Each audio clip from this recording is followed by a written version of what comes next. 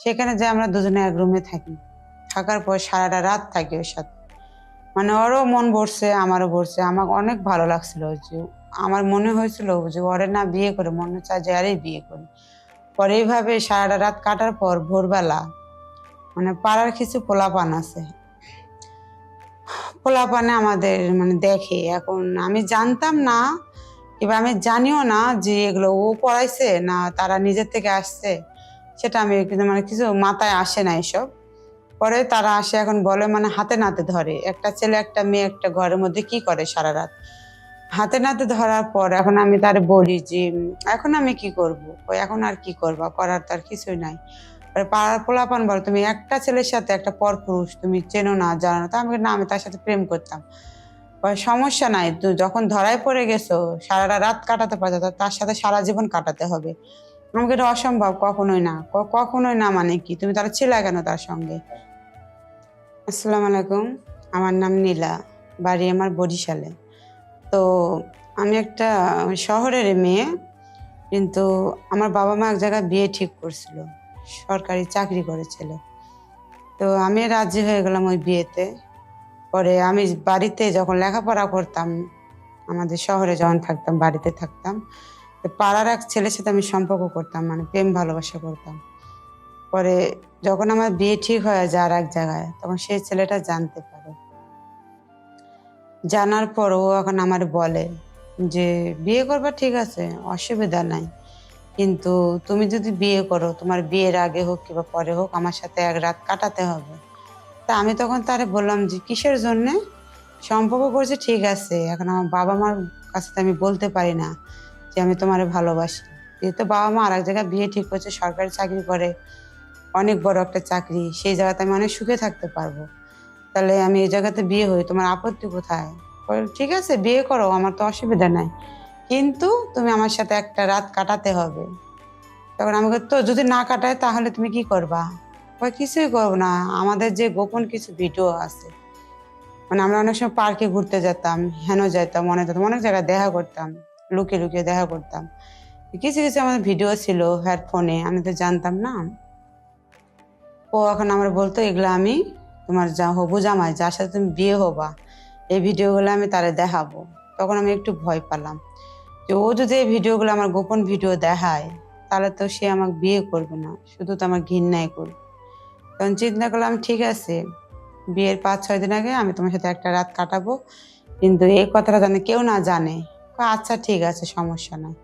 তারপর আমি চিন্তা করলাম ঠিক আছে একটা রাতই তো আমি কাটাই, কারণ ওর সাথে আমি একটা রাত না কাটাই আমার সারা জীবন আশা, মানে বাবা মার মনের আশা ভরসা সব মাটিতে মিশে যাবে।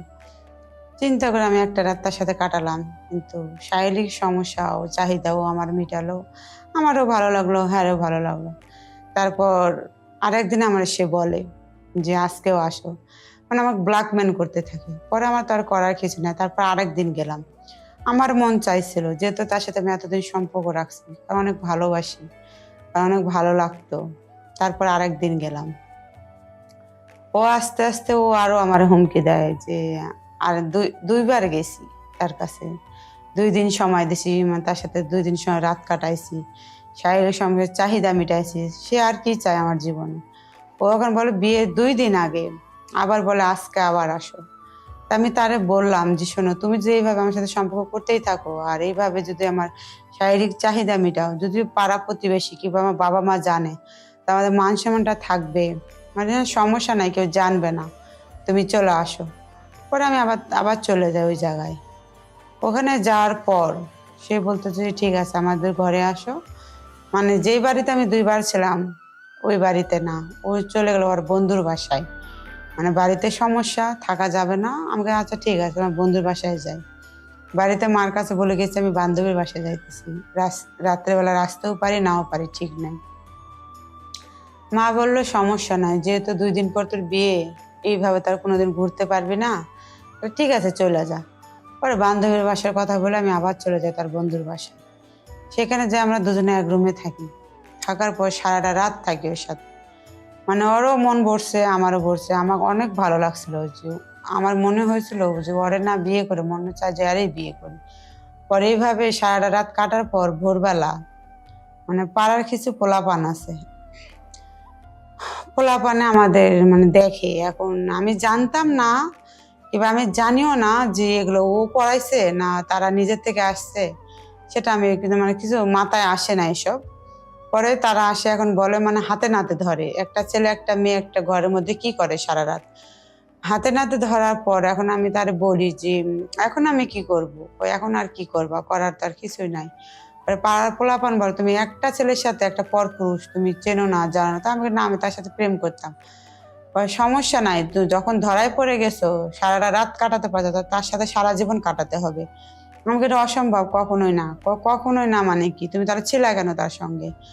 এখন তো আমি চিন্তা করতেছি, এখন যদি আমি কিছু বলি তাহলে আমার বাবা মার কানে গেলে অনেক মানে সমস্যা হয়ে দাঁড়াবো।